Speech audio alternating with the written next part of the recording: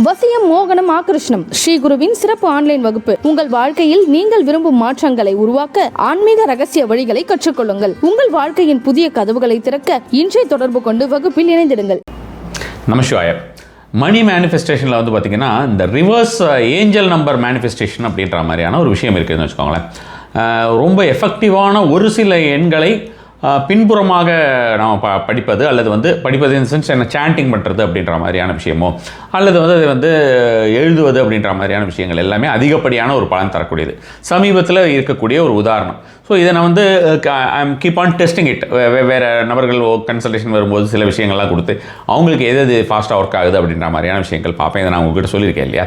So அதுபோல் வந்து ஒரு நபரிடம் அவர்கள் வந்து பார்த்தோம்னா இம்மீடியட்டாக எனக்கு ஒரு 15 லட்ச ரூபாய் தேவைப்படுகிறது, ஒரு கடன் அடைக்க வேண்டும், ரொம்ப ப்ரெஷராக இருக்குது, எனக்கு டைமே கிடையாது, நான் கேட்க கை நீட்டதாத ஆளே கிடையாது, மற்றவங்ககிட்ட வாங்கிட்டு கை மாற்றிடலாம் அப்படின்ட்டு எனக்குமே நிறைய பணம் வர வேண்டியிருக்கு, அந்த பணம் வந்தோன்னே நான் திருப்பி கொடுத்துப்பேன் அப்படிங்கிற மாதிரியான ஒரு நபராக எனக்கு உடனடியாக ஏதாவது ஒரு தாந்திரிக பரிகாரங்கள் சொல்லுங்கள் அப்படின்னாங்க. ஸோ அப்போ அவர்களுக்கு இந்த ஒரு எண்ணெய் தான் சொல்லியிருந்தேன். இது வந்து ரீசெண்டாக நடந்த விஷயம். இப்போ இந்த ஒரு எண்ணெய் சொல்லிவிட்டு அது அந்த ரிவர்ஸ் மணி மேனிஃபெஸ்டேஷன் இதுவும் பண்ணுங்க அப்படின்னு சொல்லிட்டு இது மட்டும் கிடையாது, பல்வேறு அதர் திங்ஸ் வேறு விஷயங்களும் கொடுக்கப்பட்டிருந்ததுன்னு வச்சுக்கோங்களேன். பட் இது எப்படி ஒரு பர்டிகுலராக ஒர்க்காக இருக்குது, இதுக்கு நல்ல ஃபோக்கஸும் ஒரு இன்டென்ட்டும் கொடுங்க அப்படிங்கிற மாதிரியான விஷயமாக சொல்லியிருந்தது. ஸோ என்ன ஆச்சு அப்படின்னு பார்த்தோம்னா 15 லட்சம் வருவதற்காக நீங்கள் உங்களோட ஃபுல் ஃபோக்கஸும் போடுங்க அப்படின்ற மாதிரியான விஷயமாக சொல்லியிருந்தோம். அந்த 15 லட்சத்துக்கு அவர் வந்து மேக்ஸிமம் ஃபோக்கஸ் அப்படின்ற மாதிரியான விஷயங்கள் போட்டுட்டு செஞ்சுட்டு இருந்திருக்காரு. 3-4 நாளுக்குள்ளே அந்த பணம் வேணும் அப்படின்ற மாதிரியான விஷயமாக பார்த்தோம்னா கரெக்டாக அவருக்கு வந்து எந்த தேதியில் வந்தது அப்படின்ற மாதிரியாக பார்த்தோம்னா 8 நாட்களில் அவருக்கு 4,35,000 தொகை வந்திருக்கிறது. அதுக்கு அந்த ஒரு பீரியடுக்குள்ளேயே வந்து பார்த்தோன்னா அவர் கொடுக்க வேண்டிய அந்த பணத்தையுமே வந்து அவர் சொல்லி அவர் வந்து டைம் வாங்கியிருக்காரு. கொஞ்சம் எக்ஸ்ட்ராவாக இன்னும் ஒரு 10 நாளோ 15 நாளோ டைம் வாங்கிட்டார். இந்த பணம் கூட கிடைக்காது அப்படின்ற மாதிரியான ஒரு சூழ்நிலையிலே மனம் வந்து ஒரு பக்கம் வந்து இதில் வந்து பயங்கர ஃபோக்கஸ் போட்டுட்டு நான் வந்து டெய்லி ஒரு பேஜ் எழுதுங்கன்னு சொல்லியிருந்தேன். அவர் 4-5 பேஜ் எழுதியிருக்காரு. அதே மாதிரி நிறைய சாண்டிங் எந்நேரமும் அதையே தான் நான் சாண்ட் பண்ணிட்டு இருக்கேன் அப்படின்ற மாதிரியான விஷயமாக சொல்லியிருந்தார். அதே போல் வந்து பார்த்தோம்னா உங்களுக்கு அவங்கக்கிட்ட நம்ம வந்து பேசி டைம் வாங்கலாம் அப்படின்ற மாதிரியான ஒரு எண்ணமுமே அவருக்கு வந்து ஒரு சோர்வில் வந்திருக்கிறது. அவங்ககிட்ட பேசி டைம் வாங்கிட்டு இப்போதைக்கு கொடுக்கறதுக்கு வாய்ப்பில்லை, இன்னும் ஒரு மாதம் ஆகுன்ற மாதிரியோ ஏதோ ஒரு டைம் சொல்லியிருப்பார். ஆனால் அவருக்கு வந்து எதேச்சியாக இந்த ஒரு பணம் வந்ததும் அவருக்கு பயங்கரமாக ஒரு இதாகிடுச்சு. மேற்கொண்டு 15,000 போட்டு நான் வந்து 4.5 lakhs அடைச்சிட்டேன் அப்படின்ற மாதிரியான விஷயமாக அவருடைய ஒரு ஃபீட்பேக் இருந்ததுன்னு வச்சுக்கோங்க. ரொம்ப ஃபாஸ்ட்டாக ஒர்க் பண்ணக்கூடிய ஒரு மெத்தட் தான் இந்த ஒரு மெத்தட். ஆனால் என்னென்னா இப்போ அவரோட விஷயத்திற்கும் உங்களுடைய விஷயத்திற்கு இப்போ நீங்கள் செய்யக்கூடிய இந்த ஒரு விஷயத்திற்கும் என்ன வித்தியாசம் அப்படின்னு பார்த்தோம்னா அவருக்கு வந்து பயங்கர நெருக்கத்தில் இருந்ததுனால பயங்கரமான ஆங்ஸைட்டி இருந்தது. அவருக்கு என்ன தான் அவர் வந்து ஃபுல் இன்டென்ட் அவருடைய ஃபுல்லான அவருடைய சங்கல்பமாகட்டும் ஃபோக்கஸ் ஆகட்டும் எல்லாமே இருந்தாலுமே கூட அந்த ஒரு விதமான ஒரு மனக்கலக்கம், ஒரு பயம், அப்புறம் கிடைக்குமா கிடைக்காதாங்கிற ஒரு எண்ணம் இதெல்லாம் சேர்ந்து அவரை வந்து பார்த்தோம்னா இந்த ஒரு விஷயத்தை அட்ராக்ட் பண்ணுறதுக்கு கொஞ்சம் தாமதமாகி இருக்கும் அப்படின்ற மாதிரியாகவும், அதே போல் வந்து நம்ம எதிர்பார்த்த அளவுக்கு அமௌண்ட் அப்படின்ற மாதிரியான விஷயம் வந்து அந்த டைம்குள்ளே வரல அப்படின்ற மாதிரி ஸ்டில் அவர் செஞ்சுக்கிட்டு இருக்காரு. அதுக்கு அவருக்கு ரெகுலர் ரிசல்ட்ஸ் கிடைக்க தான் போகுதுன்னு வச்சுக்கோங்க. இந்த ஒரு விஷயத்தை வந்து அந்த ஆங்ஸைட்டி அப்படின்ற மாதிரியான விஷயமா எப்போ பார்த்தாலும் ஏதாவது ஒரு மனசில் ரொம்ப ப்ரெஷர் எனக்கு இது வந்தே ஆகணும் அப்படின்ற மாதிரியான விஷயமாக நினைக்காமல் ஒரு தொகையை ஒரு மினிமமாக இருக்கிற தொகையை ஃபஸ்ட் டைம் நீங்கள் பண்ணும்போது ஒரு மினிமமாக இருக்கக்கூடிய உங்களுக்கு அத்தியாவசியமாக தேவைப்படக்கூடிய தொகையை மட்டும் நினைத்து எழுதுங்க.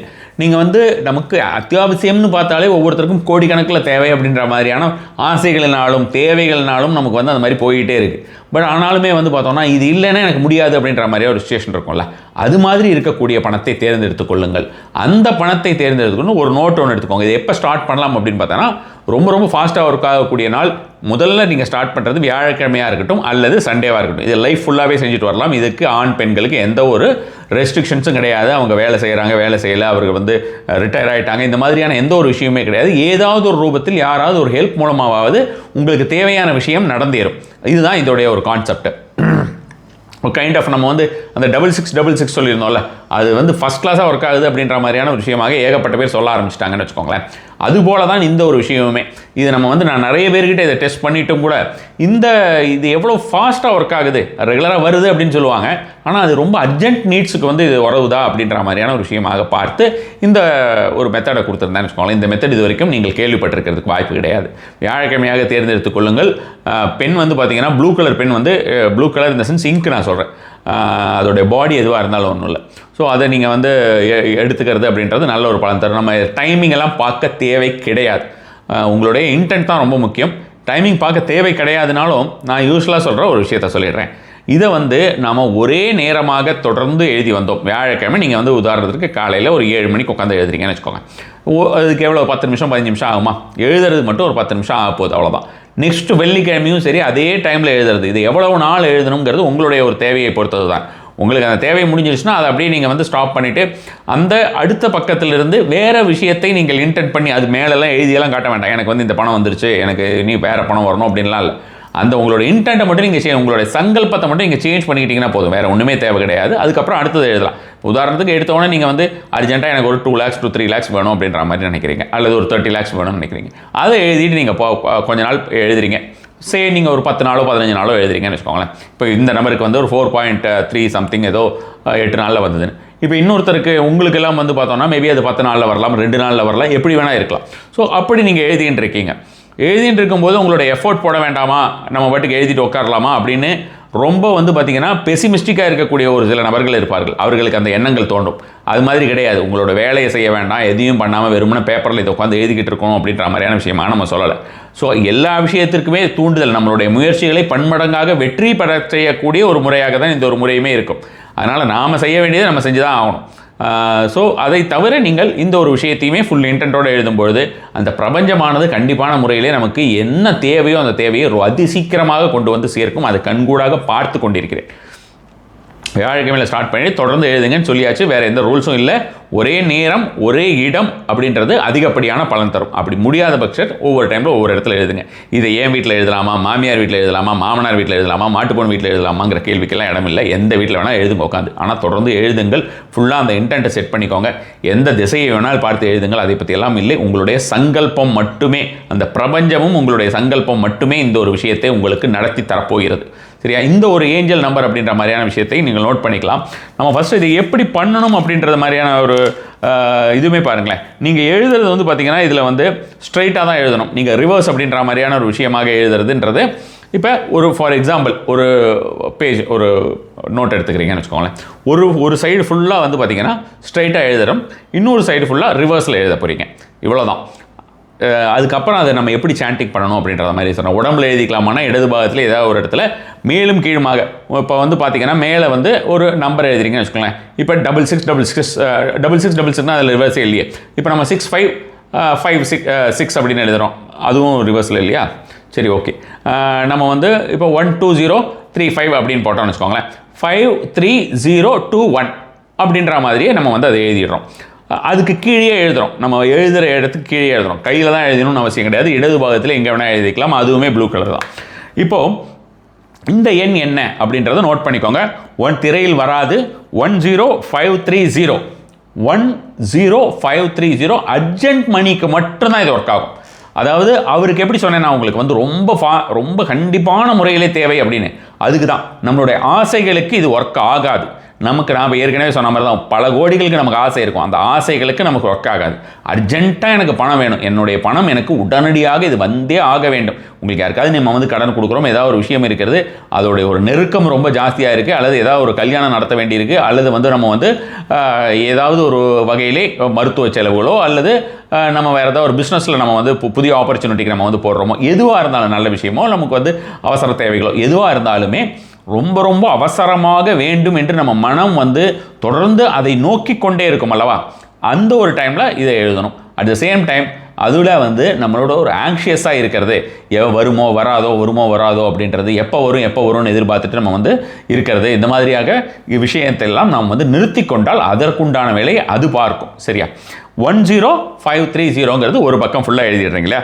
பக்கத்தில் 03501 03501 அதை அப்படியே ரிவர்ஸில் எழுதுறீங்க. சரியா? ரிவர்ஸில் அதையுமே ஒரு பக்கத்தில் எழுதிடுறீங்க. இதுதான் நீங்கள் டெய்லி செய்ய வேண்டிய ஒரு முறை. அதுக்கப்புறம் நம்ம வந்து சாண்டிங் பண்ணுறது அப்படின்றது இது எழுதுறதுக்கு முன்னால் எல்லாமே பாருங்கள். இப்போ நான் உங்களுக்கு சொல்லித்தரதே ரிவர்ஸில் தான் சொல்லித்தரேன். ஸோ அப்போ வந்து எழுதுறதுக்கு முன்னால் ஒரு 10 minutes நம்ம வந்து இதை சாண்டிங் பண்ணுறோம். ஸ்ட்ரைட்டாக இருக்கிற நம்பரை 10530 நம்ம வந்து சாண்டிங் பண்ணுறோம். 0 10 மினிட்ஸ் மட்டும் வைத்துக்கொள்ளுங்கள். நோட் புக் வச்சுக்கோங்க, சங்கல்பம் செட் பண்ணிக்கோங்க, இன்டென்ட் செட் பண்ணிக்கோங்க. அந்த 10530 மனசுக்குள்ளேயே சாண்ட் பண்ணிக்கோங்க. முடிந்தால் கண்களை மூடிக்கொண்டு அந்த எண்கள் ஒவ்வொன்றாக உங்கள் கண்களின் முன் வந்து போவது போல் நீங்கள் வந்து நம்மளோட அந்த ஸ்க்ரீன் சேவர்லாம் வைப்போம்ல, உங்களுக்கு லேப்டாப்பில் டெஸ்க்டாப்லலாம் வைப்போமே, அந்த மாதிரி உங்களுக்கு அது மாதிரி வரா மாதிரி எண்கள் நமக்கு சுழற்சியாக வரா மாதிரியான விஷயமாகவோ அல்லது நேராக வருவது போலவோ நீங்கள் வந்து அந்த எண்கள் அப்படியே உங்களுடைய உடலுக்குள் செல்லுகிறது. அந்த ஃபுல் எண்களுமே 10530 ரிவர்ஸில் வேண்டாம், 10530 அப்படியே ஃபுல்லாக உங்களோட உடம்புக்குள்ளே போகுது. அந்த விஷயத்தை நீங்கள் அப்படியே தியானித்து கொண்டே நீங்கள் வந்து ஒரு 10 மினிட்ஸ் நீங்கள் ஃபுல்லாக இதை சாண்டிங் பண்ணி முடிச்சிட வேண்டியது. அதுக்கப்புறம் இந்த மாதிரி எழுதிடலாம். எழுதி முடிக்கிறீங்க இல்லையா, முடிச்சதுக்கப்புறம் ஒரு 2 மினிட்ஸ் இந்த எழுதுறதுக்கு மேக்ஸிமம் ஒரு 5 மினிட்ஸ் ஆகுது. சாண்டிங் நீங்கள் ஒரு 10 மினிட்ஸ் ஆர் 5 மினிட்ஸ் பண்ணால் கூட போகிறோம், எந்த அளவுக்கு இன்டென்ட் அப்படின்ற மாதிரி. ஓவராலாக நம்ம ஒரு 15 மினிட்ஸ் உங்களுக்காக வச்சுக்கிறீங்க. ஸோ முடிஞ்ச உடனே ஒரு 2 நிமிஷம் வந்து அந்த ரிவர்ஸை எழுதியிருக்கீங்க இல்லையா, 03501 அந்த 03501 மட்டும் ரிவர்ஸாக எழுதியிருக்கிறத மட்டும் முடிந்த உடனே ஒரு 2 மினிட்ஸ் சாண்டிங் பண்ணிவிட்டு விட்டுருங்க. அதுக்கப்புறம் நாள் ஃபுல்லாக நீங்கள் வந்து சாண்டிங் பண்ணணும்னு நினச்சா அந்த ஸ்ட்ரெயிட் நம்பர் இருக்கு இல்லையா 10530 அந்த எண்ணை மட்டுமே நீங்கள் வந்து சாண்டிங் செய்ய வேண்டும். நாள் முழுவதும் ரிவர்ஸ் எண்ணை சாண்டிங் பண்ணக்கூடாது. இதெல்லாம் தான் சர்டன் ரூல்ஸ் இருக்குது இந்த ஏஞ்சல் ரிவர்ஸ் மணி மேனிஃபெஸ்டேஷனில். இந்த விஷயந்தான். ஸோ இதை நீங்கள் செய்து கொண்டு வாருங்கள். வியாழக்கிழமையாக ஸ்டார்ட் பண்ணலாம், லைஃப் ஃபுல்லாகவே வச்சுக்கலாம். இதெல்லாம் நான் வந்து ஜென்ரலாக சொல்லக்கூடிய ரூல்ஸ், இதை பல காலங்களாக சொல்லி கொண்டிருக்கக்கூடிய விஷயம்தான். ரொம்ப ரொம்ப ஃபாஸ்ட்டாக ஒர்க் ஆகக்கூடிய முறை. செய்து பாருங்கள். செஞ்சுட்டு அதுக்கப்புறம் எது மாதிரியான உங்களுடைய ரிசல்ட் வந்திருக்குங்கிறதையும் கண்டிப்பான முறையில் என்னுடன் பகிர்ந்து கொள்ளுங்கள்.